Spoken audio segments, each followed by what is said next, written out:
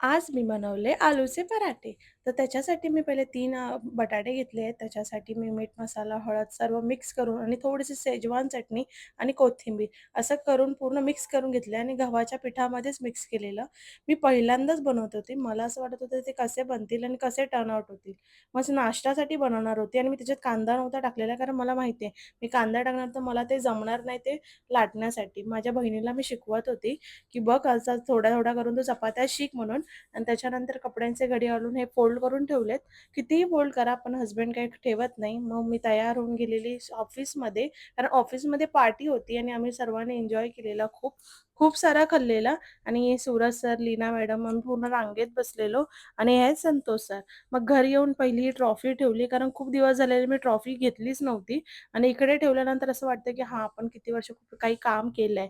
मग नंतर मी वॉकिंगला गेली. नंतरच्या ब्लॉगमध्ये नक्की भेटू. बाय.